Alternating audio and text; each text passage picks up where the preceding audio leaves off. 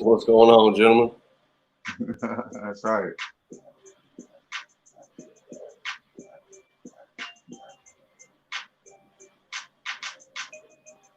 You froze up over there?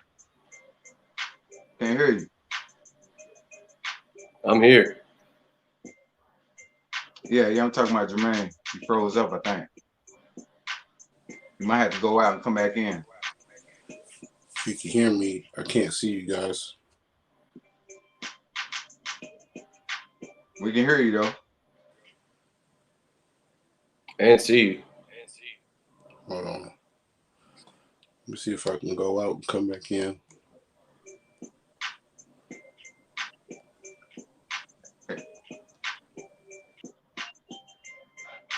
All right, he's gonna go out and come back in. Hey, all good, man. All good. Technology be like that sometimes. Yeah. We're gonna get rolling in a minute though.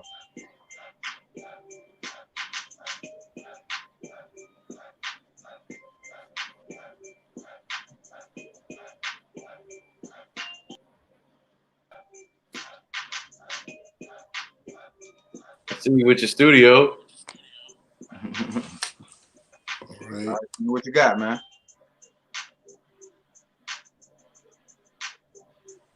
Yes, sir. Yes, sir. Welcome to a new edition of the Sports Shop 27. I'm your host, Jermaine Coulter, and I got my co-host right here, KJ, Kevin Johnson. And today's special guest, hey, we got a big-time Big 10, Big 12 player. They're all the same from now. Oklahoma. Man, he played in a lot of bowl games, played against Florida State, Miami, played on the big Oklahoma team, and went to a lot of national championships. And he had a lot of catches, man. He was like the Cooper Cup back then in college football at, OU. So we like to welcome today's guest, Come on with it. Kenney. What's going on, Big Cam? What's going on, guys? What's up, man? Steve, you salute. You do it all, man. I appreciate your hospitality, man. Appreciate you guys having me. Yeah, so glad to have you, man.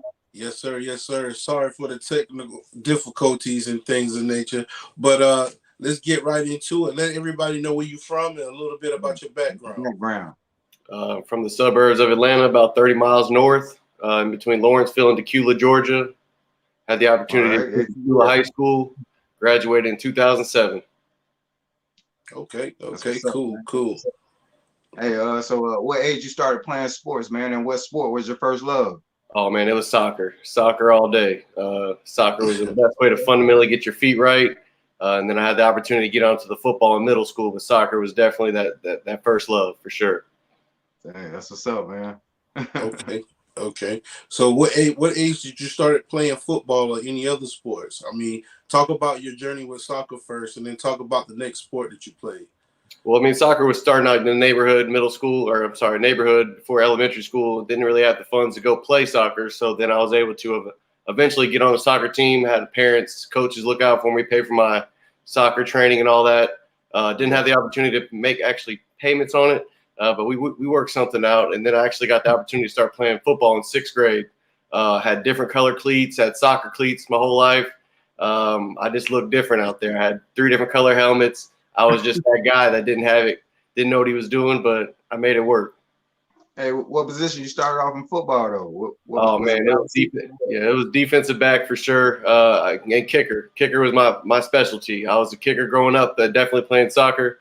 But I would say kicking was one of those callings that I should have stuck with.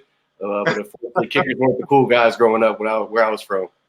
Yeah, that's what's up. Yeah. I know how it is, man. I used to kick too in the high school. Absolutely. Yep.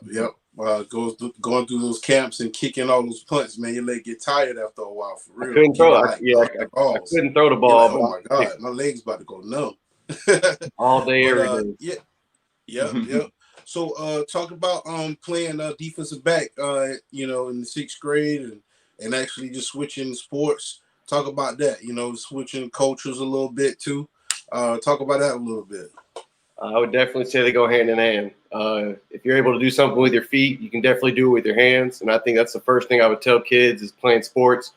Try something you're not used to. Do something different because that's going to translate to the next series in your life, especially playing athletics like football. That's right. That's right. Hey, name some famous athletes you looked up to, man, when you was a kid to help you out with your craft. Oh man, it was Deion Sanders for sure. Deion Sanders, and then definitely Ocho Cinco, probably when I was in high school. But Deion Sanders was that guy. That's what's up, man. Okay, cool. So you leave sixth grade, you go into eighth grade. You still playing defensive back, or you playing a little bit of receiver now? You playing both ways? You returning punts? Yeah, I mean, I was always that guy from sixth to seventh grade, and then I got on the eighth grade team, and I was playing running back, wide receiver, kicker, growing up until the eighth grade season. Then I got on that team where my dad wasn't the coach, so I didn't play at all from eighth grade going into ninth, 10th grade. Didn't really play at all, man. So just got kind of overlooked, but I was that kicker. I was a kicker for sure. Man, Wow. wow. So when you make the transition to wide receiver, what age were you? Probably my senior year. I think at that age, everyone's either bigger, faster, or stronger. So I was always playing running back, growing through the little leagues. Got to high school, was still small, undersized, underweight. So I was the kicker, and I was a defensive back. It wasn't until my senior year when I came and we finally stuck with the wide receiver thing, and it worked out good for me. Hey, who was the head coach at your high school? My head coach was Mr. Kevin Maloof, Coach Maloof, legendary coach in the Georgia metro area. His father was a legendary coach in the Georgia metro area. Hard-nosed, old-school coach. They definitely get better, but I took pride in playing for Mr. Maloof. That's what's up, man. Name some of the teams that you guys were rivals with, and some of the tough, competition you had in your division in Georgia. I mean, growing up, like I said, it was a smaller school, but by the time I got to high school, everything kind of changed. We grew up playing North Gwinnett, Brookwood. Our latest rival was Mill Creek. It was a new school being built back in the day, so we had the opportunity to play them their first or second year actually opening up. So I would definitely say Mill Creek. I mean, from Grayson to Central Gwinnett, everything in the Gwinnett area. Those are our guys that we kind of competed with every day, every week, and 7-on-7s. So, okay. What other sports did you play in high school? Oh man, again, soccer. I was a soccer from freshman. Started on varsity my freshman year. Grew up playing soccer. Thought that was my calling. Again, I didn't really take pride in football until my senior year. Okay. Okay. All right. So your senior year, you must have had a real coming out year. Let's talk about that a little bit. You know what I'm saying? You I guess you was just taking it to the house. I mean, you went from kicker to actually the primary receiver, the go-to guy. What happened that summer, man? Just talk to us about it. Puberty. Long story short, like I said, I didn't have the opportunity to play. Actually got dismissed from my high school for a silly altercation that wasn't really my fault. The principal tried to break up a fight. Some guys were trying to jump me, say we're trying to break up a fight. Principal got hurt, got kicked out my whole junior year. So I got to go to the alternative school, the Gift Center, and then came back my senior year and was able to showcase my skills and show that I grew up as a person. And it just went as hard as I could from there. That's what's up, man. So that was a learning experience, man. Oh man, like I said, everyone goes through something. You may be in the wrong, you may be in the right. Again, it was definitely a blessing for a reason. I don't think I would have been the person I was today if I wasn't in that opportunity, or if I didn't have that opportunity to take a look back and see what I was missing out on. My team, my high school team, was actually able to go to state that year, or maybe the semifinals, and I didn't even get to go to the games because I had to get permission from the principal to go to the games and attend. So I was actually able to get that opportunity. The principal knew it really wasn't the way I was supposed to pan out, but I was able to make it, and sure enough, I came back my senior year, and they all apologized. Man. So I'm gonna ask a question. It's kind of off subject, but it's related to football. Okay. You guys both from the state of Oklahoma and play football there. So tell everybody what it's like playing high school football in that area, and how people take football serious and things of that nature. I'm about to say, I grew up in Atlanta, so I'm from the suburbs of Atlanta. We're in the South. They take pride in football. Being able to live out here for the past 11, 13 years, they breathe football. I thought we did it back in Georgia, but in Oklahoma, they breathe football, and especially Oklahoma football. That's right. That's it. All right, man. Well, we got some highlights, man, from you in high school. We want to show everybody. For everybody that's watching, we appreciate you tuning in. Subscribe, follow us on Facebook, subscribe on YouTube and Spotify and Deezer. Okay. All right. We appreciate you doing that. Let's go ahead and take a look at this video. Bringing back memories. Let's do it. This is against Clark Central, the team close to UGA. Like I said, I wasn't that guy at this time. I had the opportunity to play offense, defense. All right. Like I said, it was a big game. I remember meeting up with a scout later down the road. He said, I think he scored like 27 points. I mean, they were very impressed in Athens. Had the opportunity to go back up there and get recruited out of junior college. But this game was definitely one of those games that they didn't think us country boys can go up to Clark Central and put work in, and we went up there and did our thing. Shout out to the 07 Tequila boys. That's what's up. Oh, I see you. That's just angles. That's just angles, man. That's just angles. You can't teach that.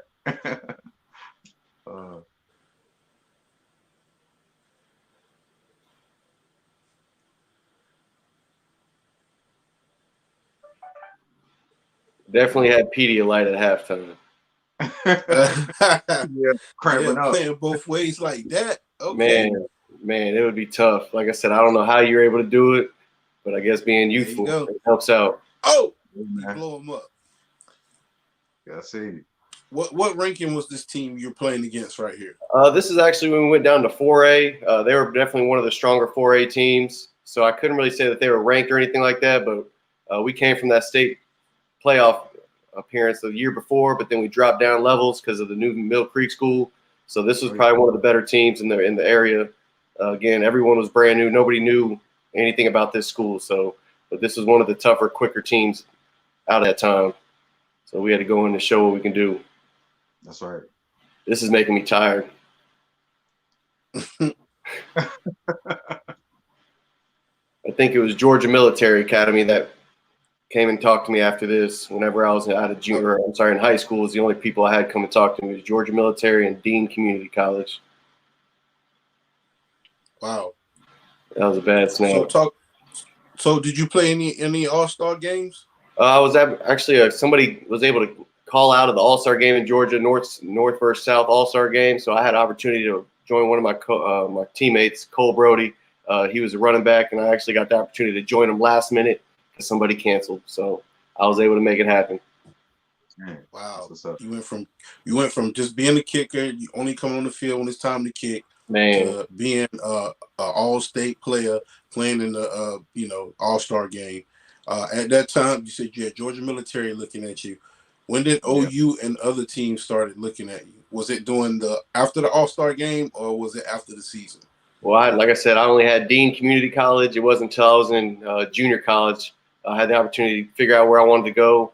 I had Jacksonville State. They wanted me to gray shirt, and I found a connection with somebody, a mentor of mine, and he was able to make sure that he said, take your butt to Kansas, see what happens, and do your part, and I'll do my part, and it worked out lovely. Yeah, you take any visits? No, I didn't have any. I didn't have a visit to take. Again, I had Dean Community College. I didn't have one scholarship offer. My GPA, ACT scores, all that, just took them all once. Just wasn't really focused at the time. So I was just riding the wave of being a good athlete. Wasn't paying attention to the classes or the grades. So what coach recruited you to go to Oklahoma, OU? OU, it was Coach Kevin Wilson. They just came out of the national championship. They had a wide receiver getting a little bit of trouble from Atlanta. So they ended up letting him go, and they picked me up last minute. Ooh, man. That's nice. Was he in the recruiting pool with you, or was it someone else? Well, no, like I said, I was recruited out of the junior college. I was in the top 10, top 15 junior college players, as long as Jason Pierre-Paul, myself. We had a couple of guys come out that year, and then, like I said, I had every option I wanted. I was I was committed to the Auburn Tigers. Tuberville left. I took off, committed to Georgia. Matthew Stafford left. I left.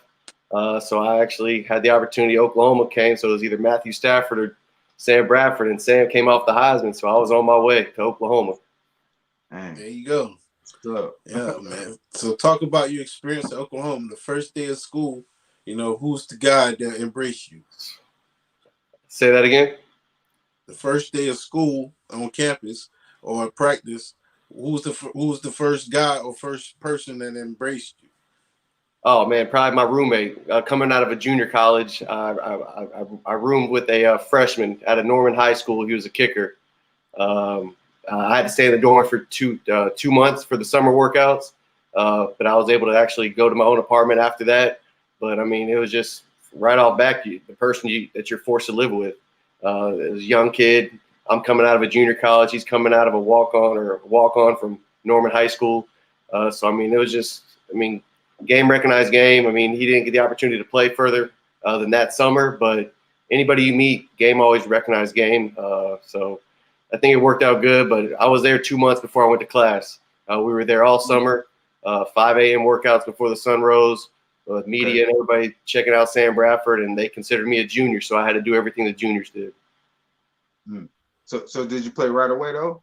No, actually, no. Like I said, I had a bunch of hype coming in, and I did not play right away. I actually had to sit out the whole entire first game at the Jerry Jones facility, the first game that ever got played there versus BYU. I was in the mix for the first game. Game time showed up. I didn't touch the field one time, so it definitely took a little bit of a hit for me. But that's life. You get prepared for a lot of things, and things don't always turn out the way you want them to be. That's right, man. Right. Let's talk about that experience right there, overcoming that hurdle, having to prove yourself time and time again in front of different people, being in that position playing sports that you always constantly have to show up every day, or it's somebody else that's going to take your spot, whether you get hurt or whether, you know, you're going to give it your all in practice. It's just basically you have to practice how you play, like really, you know. So talk about that place where you're at, where you're trying to come out of that hole and you're trying to prove yourself to not only the others, your coach, but yourself, that you're the number one guy. Well, I mean, when you get to D1, it changes a lot of different things. Coming out of a high school, coming out of a junior college, always being that guy, you come to a D1 and there's a bunch of those guys. So it could be any day, any unless you're that guy. Like I said, there's only one or two guys that got that guaranteed lock position. Unfortunately, it was not me. So every week would change, every game would change. If you drop a ball, it's a change. So it was really tough, but it makes life easy now, seeing how you can overcome it. It's definitely something you had to work on.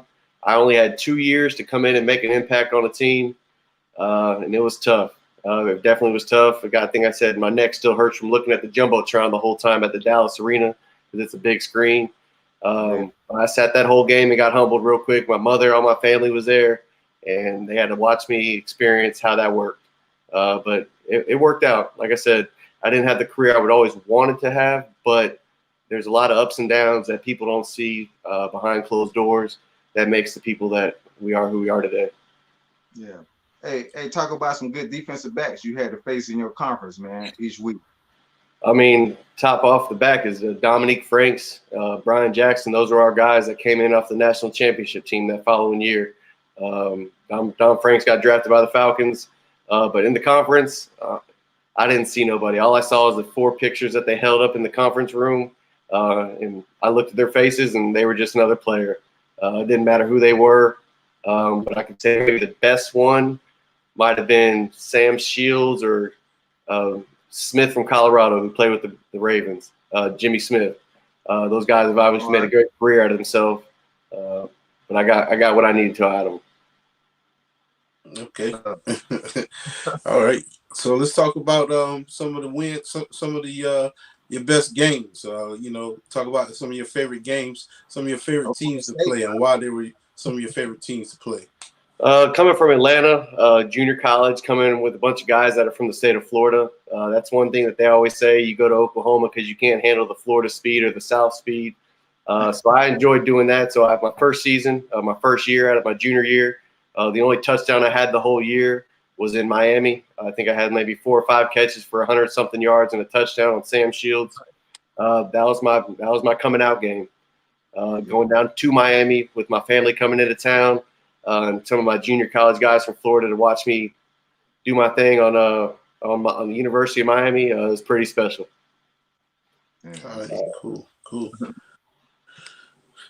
So you can go ahead and talk about your bowl victories and your bowl experiences. I know you had a lot of those. I know you was in the Fiesta Bowl one time. Talk about that experience, and also talk about some of the players you played with at OU. Some of the guys that impact your life that were good players and good men on and off the field. Definitely have to say Landry Jones. He was actually able to take me under. Again, Sam Bradford went down. The reason I came to this school, and Landry ended up taking the role since Sam was out. Mm-hmm. And I would say, like I said, I didn't have the best career. So my first season I was there, like I said, it was on and off the field. Play a game, sit out 2 games. Play a game, sit out 1 game. So the first bowl game was the Brute Sun Bowl versus Stanford in El Paso, Texas. Again, didn't see the field. So I had maybe 1 or 2 plays versus Sherman. I think they had Toby Gerhart. We had a pretty good squad. But again, it was one of those years that you realize that if you don't put the work in all year round, stuff happens and guys take that opportunity from you. So you just got to make sure you stay on point with it. Yeah, that's right, man. Okay. All right. So we got some highlights right here from OU. We're going to take a look at your career highlights. Man, I think it might be music on this. I'm not sure. If it is, hey, we don't own the rights to the music or to this clip. We just want to put that disclaimer out. Make sure you guys subscribe on YouTube and follow us on Facebook. All right. All right.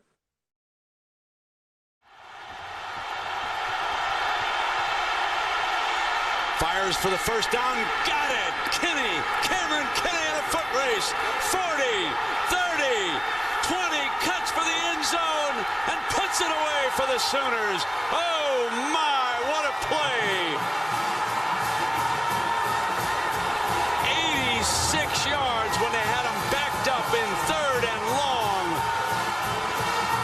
We thought the freshman had the speed, but did you see Kenney turn on the afterburners? Especially with their feet. Well, Good player. He's going to be a first-round pick.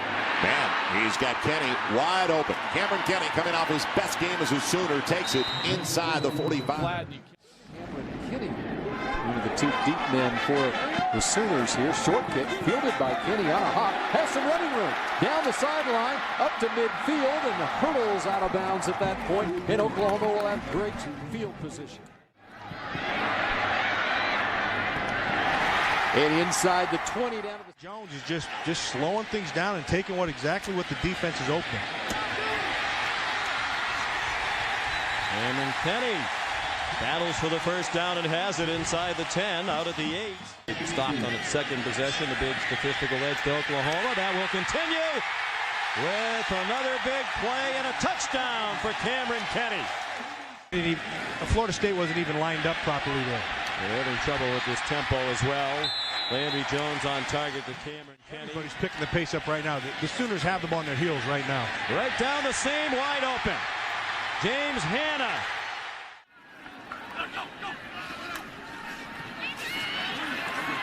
Time to throw on 3rd and 9, out of the backfield. First down for Oklahoma. It's Cameron Kenney who makes the catch inside the Texas Tech 30. Looking in Broyles' direction, comes back underneath, and that time he hit number 6 coming out. Play action Murray, throw middle, and Kenney's got it for the score. Second touchdown pass for Landry Jones here tonight.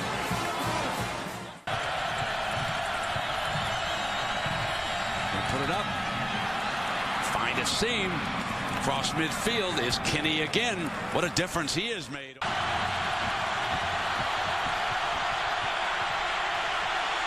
Fires for the first down. Got it. Kenney. Cameron Kenney in a foot race. 40, 30, 20. Cuts for the end zone and puts it away for the Sooners. Oh, my. What a play. Motion out of it. Got one-on-one.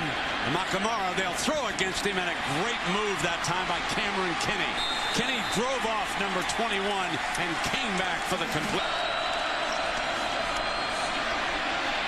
Jones running away from pressure, guns it to the sideline for the first down, hit Kenney. Trouble again, steps away from Mr. Crick, fires back middle, got his man.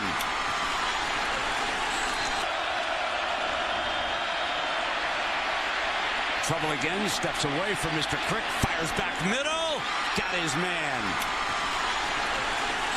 Thrown out of bounds is Cameron Kenney, and they were trying to strip him. 4th downs here tonight. This is the 4th time they've gone for it on 4th down.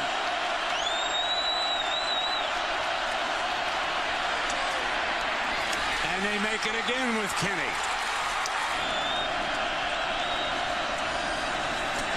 Offensive line gives it great time this time. High. Kenney pulls it down. It's a pistol formation.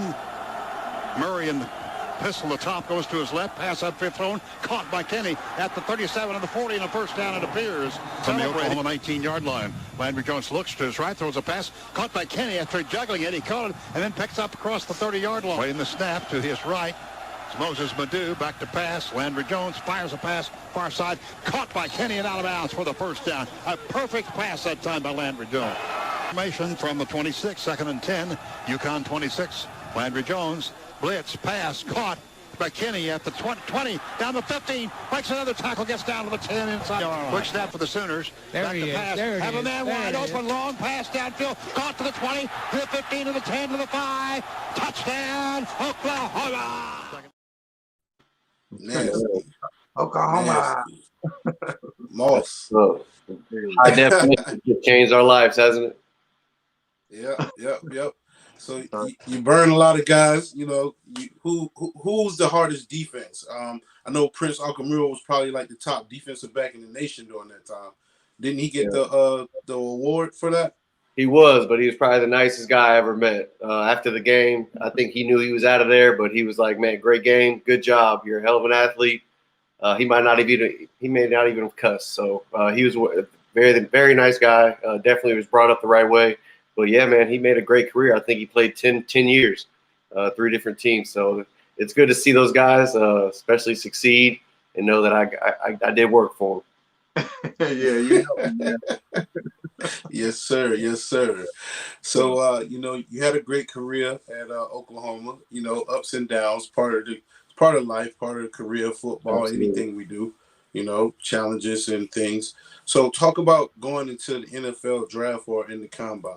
Talk about that experience, being a kicker in high school, playing big-time college football with a Heisman Trophy winner, going to the national championship maybe a few times. I know that during those years, you guys were in the top 5, playing with top-tier running backs as well. So talk about just all that that was going on at your tenure and then going into the draft and how you prep for that. Well, I mean, like I said, all the players I played with, from Sam Bradford to Jermaine Grissom, Trent Williams, all those guys were top 5 picks.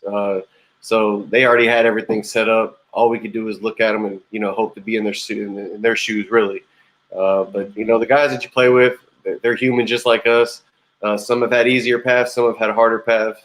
Some deserve it. Some don't. But the way that the people handle themselves and the people that you're around, you really figure out who's down for you as a person. Because a lot of those guys, you may never see them again. So you really figure out a couple of guys that you stick with.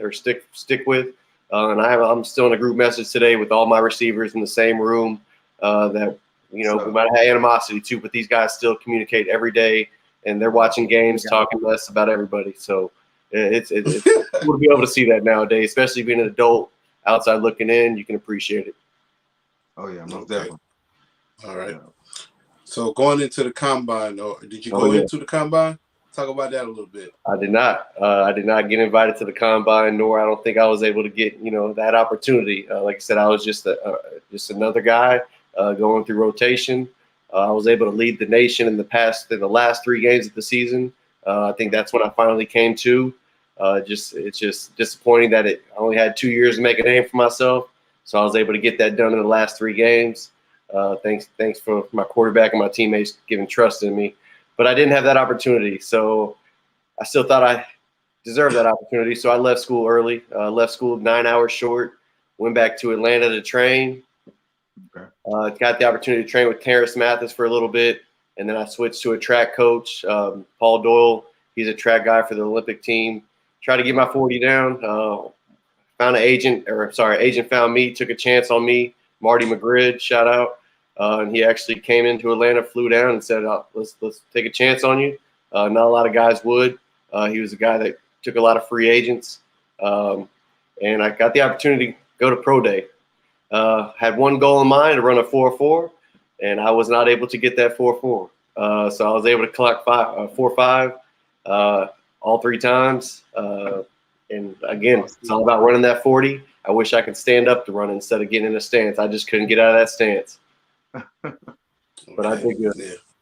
Yeah, man. Go ahead, KJ. Talk about playing with the LA Chargers, man. Oh, man. I mean, like I said, it was a lockout year the year I came out. Didn't have a lot of hopes. A lot of everybody I was watching the draft coming in and out.